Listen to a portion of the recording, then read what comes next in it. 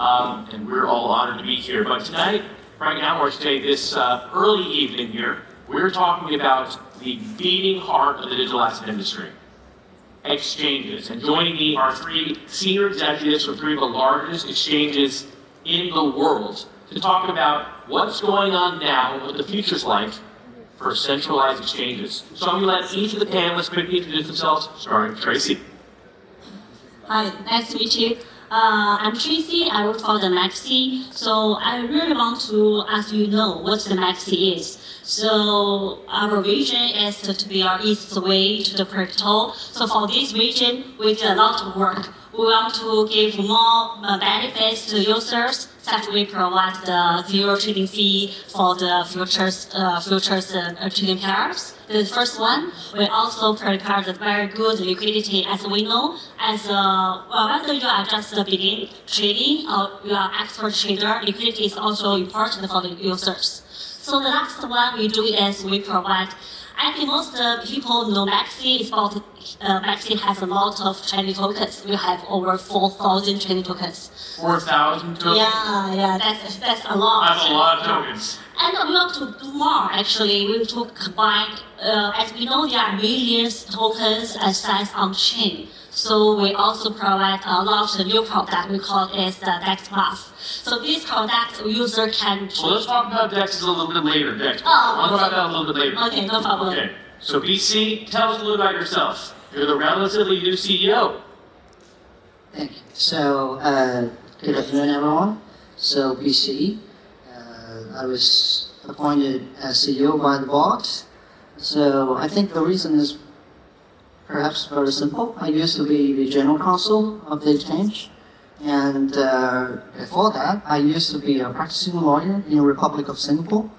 And, everyone knows that. Now the industry is at the crossroads whereby many regulators actually taken some, regulatory actions against various exchanges. So I think this is the reason why I was being appointed as the CEO at this time to lead the transmission of the platform into a more compliant or fully compliant exchange. Well, it does sound like something happening in a rapidly maturing industry. At the very least, we should certainly talk about regulation on this panel. And Luuk, this is our third time at various OP 2049 events talking about the future of exchanges, and Deribit owns the market. Yeah, some part of it indeed. We are, I guess, slightly different versus my neighbors. We are pretty much institutional, so we have indeed an 80% market share in the options space, and options are 80% market share. Yeah, volume-wise and open interest-wise. So, and that's remained stable over the years. So that's pretty impressive indeed. But the traders are slightly different. So where we have millions of traders, we have thousands of them. We have typically corporations, institutions globally, and sophisticated retail traders. So the balance is around 80-20. So 80% of our business is institutional, and 2/3 of our business is options. So many of the room won't know us because simply they are a different audience. We have 20-25 tokens where they have thousands. We're the opposite in many ways. For us, the business model is Bitcoin and Ether options plus an ever-growing Perps. Perps is 1/3, often used as a hedge for the option space, but options is what we're known for. That means that the entire model of the platform is different, where they need to focus on thousands of different coins. We need to focus on one coin and many linked instruments to that coin. So many market makers sending thousands of updates in the same product versus thousands of different ones. So that has lots of infrastructure consequences, lots of product decisions which are completely And different. we will talk a lot about those today on this panel. So as you've already seen, we have centralized exchanges is a pretty big and robust category. It's not just one or two things. Because many of you in the audience probably are thinking there are centralized exchanges and there's decentralized exchanges. And Tracy, you were talking a little bit about kind of this DEX Plus product. Why? Why does it need to exist? Because I've got to say, centralized exchanges, they've got the volume, they've got the speed. Why did you introduce this? There are some reasons. The first one, as I mentioned, at MEXC we have 4,000 tokens, but it's still not enough. As we know on chain, there are millions. So we want users can trade that assets easier. As we know, if you want to trade on DEX, actually it's not very easy. You need to have a lot of technology, such as what is the wallet, how to save your private key, and how to transfer money on chain, and how to trade. Actually, the cost for the users are actually very high. And for centralized exchanges, everything is easier. So we want to merge both. User can use the centralized exchanges experience that's easier and user-friendly, and also can trade a lot of the millions assets on chain. So this is the first reason. Another one is we also find a painful for the users. The pain point is the liquidity is not good on chain. And for DEXs. For DEX, yeah, for DEX. For most and of then, DEX. for example, if they were to use something like Uniswap, is it concerned that on some of these smaller liquidity tokens, that you can crush the market with a very small order? Yeah, also, user need to pay the slippage. It's also, right. Yeah, not good for trader. So for MEXC, we want to change this one. So we developed the product DEX Plus.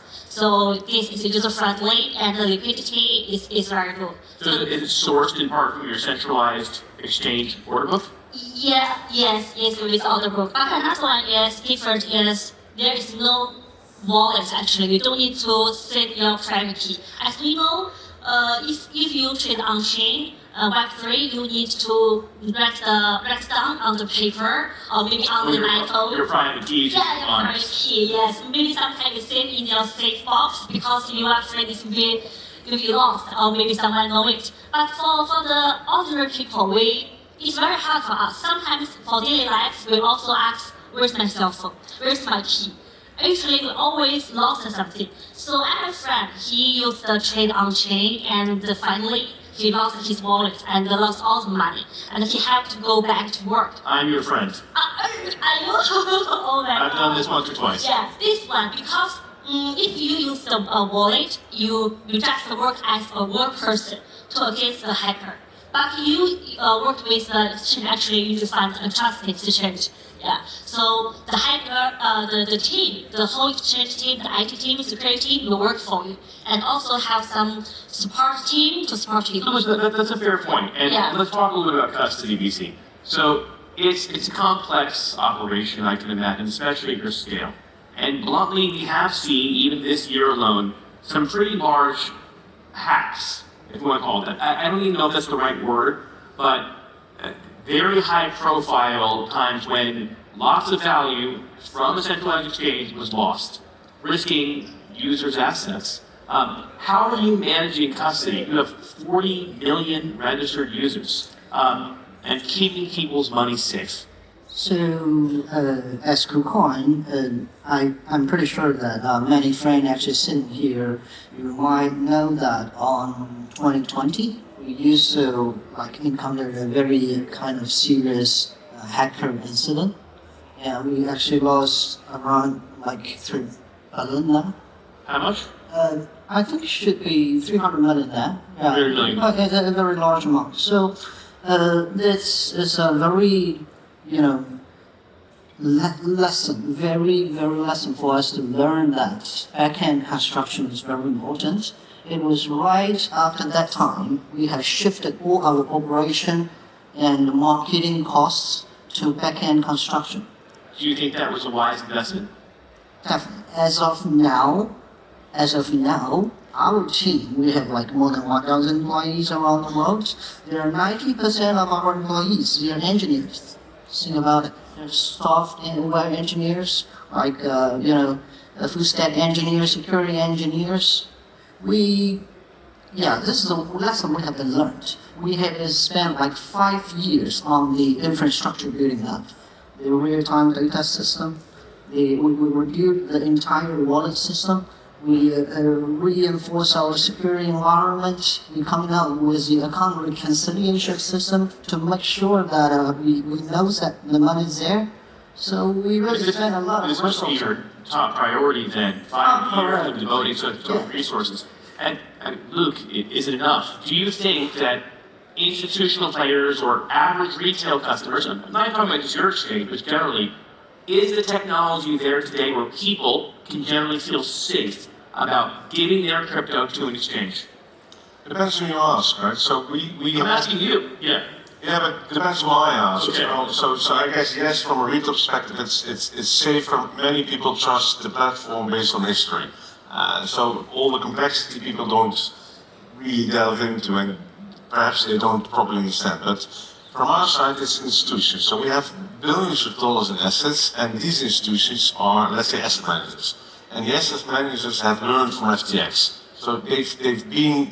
They have a huge fiduciary duty to their own. Yeah, but after that drama back then, they've changed their policy. So they will only allocate in case certain circumstances are met. So from our perspective, that means ISO certification, SOC 2 certification, those kind of things. And we've partnered with, I think, 7 custodians at the moment. So we have Copper since 4 or 5 years, but by now we have Fidelity, we have BitGo, we have KuCoin, we have Zodia, we just announced Signum. So if you as an institution want to put your $100 million with Fidelity, you can. If you, another one, trusts BitGo or whoever, you can. So the question is therefore not really how do we solve it, how do we solve it as an industry? Well, through partnerships, Yes, yeah, many of them are partners. leading custodians. But it's a complex product to build, and of course, there might be swaps often into hot wallets, for example. It's and as the technology gets more complicated with even different types of coins, 4,000 coins on all of that exact same architecture. A lot of engineering hours must go into even creating the internal wallets that your exchange uses in MEXC. You mean the wallet? Yeah, the internal wallets that you use, let alone Yes. what your end customers use. Yeah, for this one, as I mentioned, we want to protect users' access. So for this part, I agree with BC. The security also the top priority for the all exchange, I think. For MEXC, we use internal wallet, and we also work with Hacken, is the blockchain, the auditor. So after we work with this, they can help us to improve our process and security things. So this is actually help us a lot to protect users' access. We are also consider do we have the wallet maybe user can use with other DEX or not. But currently, I think at this stage, as I mentioned, I think we need to protect this for user first, and then maybe you can open it later. Well, I mean, users could lose their money if you get hacked. But of course, one of the issues is that their wallet, right, their own personal wallet on their phone, especially in a non-custodial sense, that's often the attack vector that many people deal with, whether it's a phishing attack or some sort of social engineering. It's a concern. All 3 of you, of course, have big operations. And maybe it's just me, but I feel like you all have a responsibility to retail to help educate the masses. So I do want to ask, BC, we'll start with you. How is KuCoin educating people about how crypto works and how to keep their own assets secure, whether or not they're engaging with your platform? If you read our platform, the first page, there are a lot of teaching materials as to how you're going to protect your own account. Exactly. Or generally, do you engage in the education of retail? Exactly. Yes. Yeah, we're trying to teach them. And as a platform, right, I think the platform's primary responsibility is not to make sure every investor can make money. Yes, yeah. Profits is important, right? But I think more important is that every penny the users trust us, they transfer money into our account. We have some either legal obligation or moral obligation to make sure that the money there is in a safe and secure manner. That is an undeniable obligation. We need to try our best efforts to teach you to whatever method how you're going to protect your assets. Profits always come to second. That's not the primary concern. It's trust. Yeah, trust. Exactly. Luuk, of course, you have a very different audience set. Many of your customers are extremely sophisticated trading firms with elite professionals that came out of Wall Street, for example. To what extent are you engaging with your, you say 80% of your volume? How are you learning from your customers? Yeah, for us, it's perhaps slightly different, again, because the numbers are manageable. So if you have 1,000 clients, the large corporations, institutions globally, you engage them via sales, via customer support, via dinners, via drinks here and there, via whatever means you can, but it's personal interaction. So it's not a form, but it's just talking what is it you need, and trying to convey your message as well. So we have new products, new features, new security. So security is a good example. So over the years, based on that feedback, we've changed things. If you add new wallet addresses, you can't immediately use them. We delay usage. We have whatever YubiKey, we have multi-sig. So as a client, you can say, look, I only want this team to withdraw after approval of that team. Those kind of features where the client is not necessarily the owner of the account. The owner of the account might be the treasury team in a different country, and the trader only has limited access. I mean, because that's a rather sophisticated concept. You learned about this possibly at something like a dinner? Potentially, yes, but or here in the States, but the idea is not to manage 40 million accounts. We would build it for you, perhaps. So if the client has a unique feature, which is really important, we would consider building. Why not? If it's a large client, significantly adding to whatever needs we have, of course we can tweak it. So the model is not mass production, but the model is more perhaps targeted. Continuous iteration in a targeted manner. Yeah. BC, you've got those 40 million customers we were talking about. That's a lot of people to whom you must interact. You've got customer support agents out there that are individuals. Well, my understanding is you're starting to really take advantage of AI, which the last panel was all about, but to help, I think, better correspond with your customers today, interaction with your product. Tell us a little bit about that journey. So, you talk about AI and many kind of new products. I think that is really a very challenge for each exchanges, right? Just now I've been talking with you actually in the small room that, just like the sponsor here, KuCoinEx, they have a very good product, wallet. Did you hear this? We just heard a compliment from one exchange CEO to another crypto exchange. See, this is the cooperation in crypto. Exactly. They have a very good product. But what happened 1 month before? Right. Whenever we're coming out now with a new product, we need to concern about regulators' attitude, regulators' way, their view with regards to a particular product. Now, I do believe that every participant, every exchange now have the real concern about how we are going to show our Web3 wallet in your market. Right. But at the very first beginning, 1 year before, is there anyone thinking about that? No. Right? Now we turn to AI. Yes, we have the BI team. We have like more than 20 scientists actually working on it. But when we talk to the regulator tends to be not that surprised. If some people are telling you, yeah, once you launch that product, you need to tell me first. Before you even start developing the product.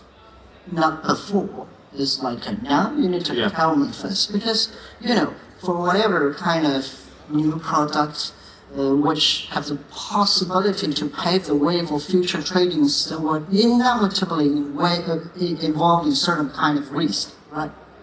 Whether the regulator wants to take the risk. That's a problem there. Well, look, we're here in the UAE, and I think we talk about regulation many times on this stage and others here at the conference. And the UAE has been as progressive and thoughtful as any jurisdiction in the world, and I'm sure you'd agree, where innovation is something they really care about, it's quite paramount to them, while still ensuring investor protection. At MEXC, you were talking about 4,000 plus coins, we've talked about DEX Plus and other new products. Is the pace of innovation for you constrained by regulation as well? Actually, I want to add on something about the AI and the education. Sure. Yeah. So for us, for MEXC, we are always looking for the good product and also the talent, Web3 talent. So for this part, we have a $30 million fund, like a campaign to support the new startups, such as through the scholarship with the university and the hackathon and some mentorship, something. So we brought a lot of things to find the more talents in the industry. Yeah. So also in MEXC, the team, actually we also have a lot of engineers, but we're also looking for the talent engineers to join us and support the industry. And that's I guess, an ever-present journey for you, right? Because you always have to be looking for new talent. Yeah. New CS graduates every year, and then if there's people that come out of the blue. Actually, I do want to ask, where, and I'm guessing some of the number of people in this audience here are looking for jobs. Where do you procure talent from? Do you often go to tech companies to try to take from them? Is it people from TradFi? Or it's kind of incestuous and you're hiring from other crypto firms? How does it work? Depends on the role. So we have a big office in Amsterdam, which is tech. We have tech in Poland. We have our platform HQ here in Dubai, and we have a team in Panama. So different roles, different needs. We work a lot with recruiters. So it's not in Dubai is growing rapidly, but the talent pool when we arrived wasn't really there yet because the exchange were just setting up, and from a trading perspective there weren't many yet. So the VARA framework, so we are regulated by VARA, was new as well, so there wasn't a lot of experience, so that's gradually growing. In terms of Amsterdam, it's pretty well developed. So Amsterdam has a lot of trading firms, all the traditional trading firms that deal in options and futures, so Optiver, IMC, Flow Trades, all those large firms that have been trading on many exchanges for years and years are based in Amsterdam, so that's for us an easier pool of talent because they have experience.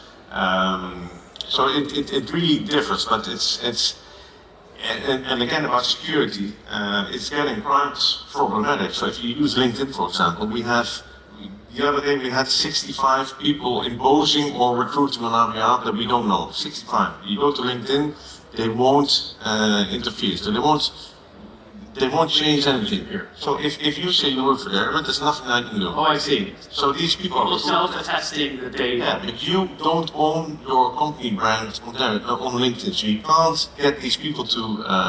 Sounds like we need a Web3 version of this. Yeah, but it's really terrible. Because, so these people are recruiting on your behalf. They ask them to fly wherever, somewhere, to bring their company laptop. So it's apparently Lazarus and those kind of organizations. It's really bad. So recruiting is very difficult to do on your own because you will get spammed with lots and lots of fake vacancies.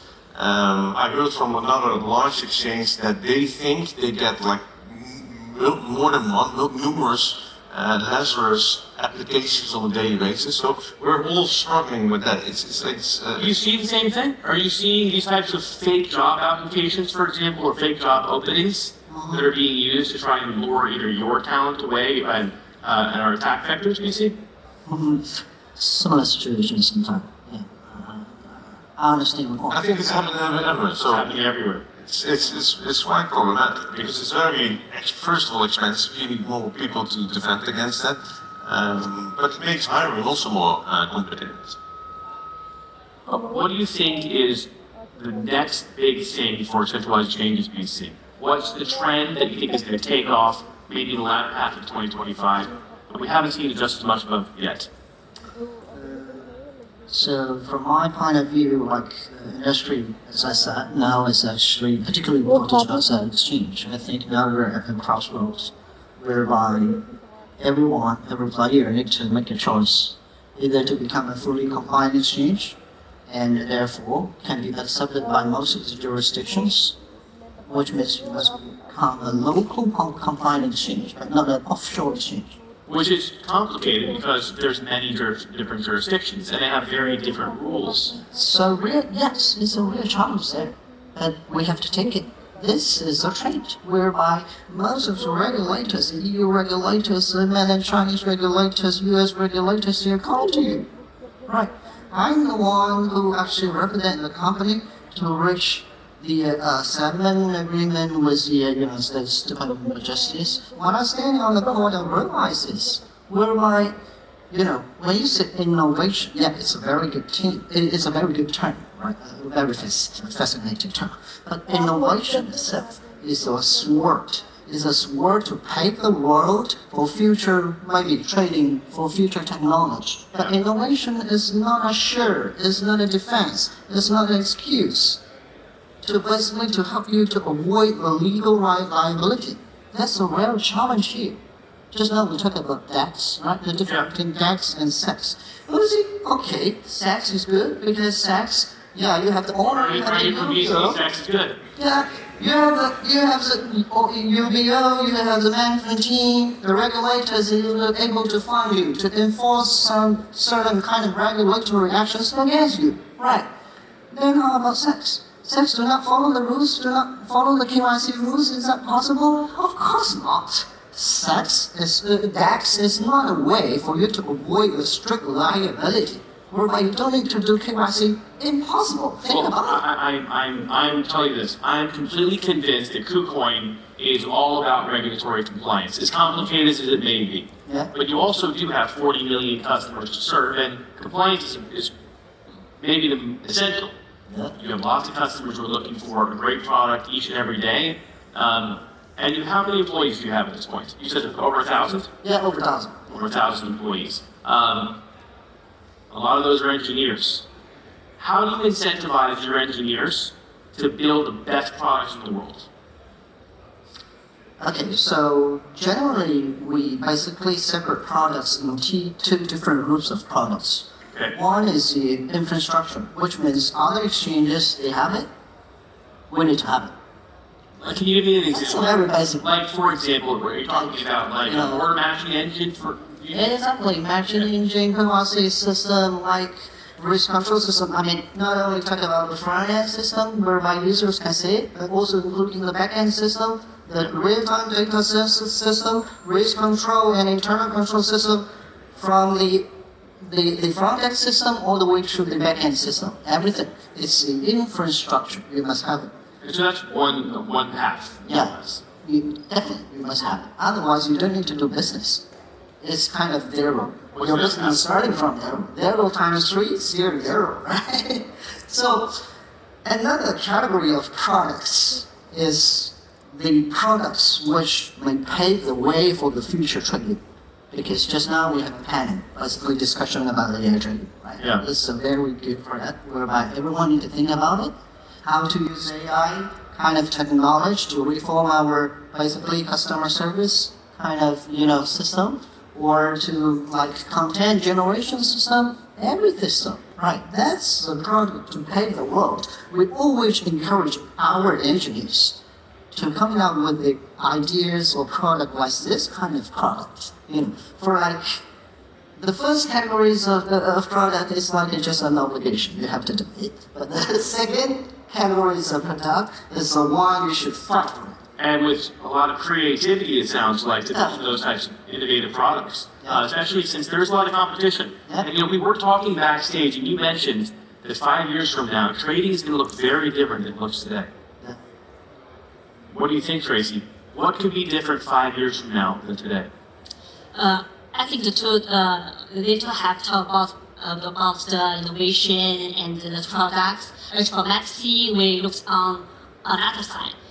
For the future, I think the technology is changing and the volatility, the price may be up and down. But never change is the people. Everything is created from the people, from the team. So we want to focus on more on the culture. Actually, we want to empower the team. Maybe sometimes they make some mistake, but we need to encourage them. I know everyone has the good part and maybe it's not good at part. So we want to people can do what they can do better. So the first one is we reward our employees. Another one is actually we also work with outside, such as we work with a lot of ecosystem, such as Aptos, Ethena, Mental. So this is also important for the future. Everything is changing, but the cooperation, I think, is not changing. You're partnering with these innovative firms like you mentioned, Aptos and Mantle, these layer ones or... Yeah.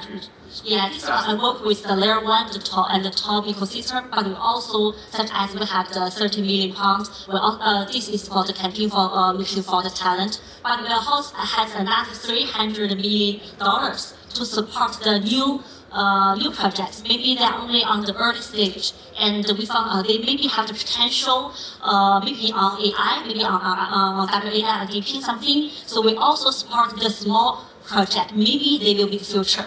So in the next 5 years, I think the key point is how to make their product easier for the user and how to cooperate with the internal or external partners and empower them.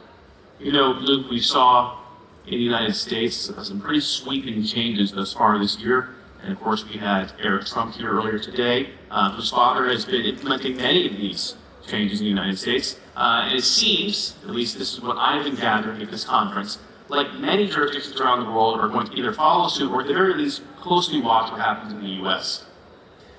And that's made some people, some pundits, say that the second half of 2025, we might see some all-time highs. Now, I'm not asking you to make any price predictions for Bitcoin, but I do want to ask, how are you preparing for what might be a new bull run? We're always prepared. So the people in the room... We're always preparing. Yeah, no, it's actually true. Because we have products that pave the way for benefiting from bull runs. Right? So and options are the easiest one and the most capital efficient one. But in terms of future adoption, and that's what's essentially what a bull run means, more users, more trading, we look at platform performance and the services offered. So the platform is always becoming faster, throughput is going to be higher.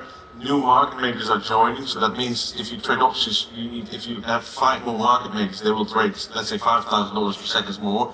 So in terms of platform capacity, over the years we've seen this, and if what you're predicting is happening, it means much more of that. So in terms of, let's say, developers and how do you incentivize them to build cool stuff, if the people that work for us, their goal is to process many times more than we do today to make the platform, which is now milliseconds latency, make it microseconds, so it needs to be faster. We launched multicast, which is like the fastest data feed out there, no one else has. We're launching these kind of features. We launched block RFQ, so if you want to trade 1,000 contracts, it's difficult in the books. You get big size in directly approaching counterparties. We're launching broker solutions where brokers, like institutional brokers, can properly manage trades and allocate them to one or many counterparties at the same time.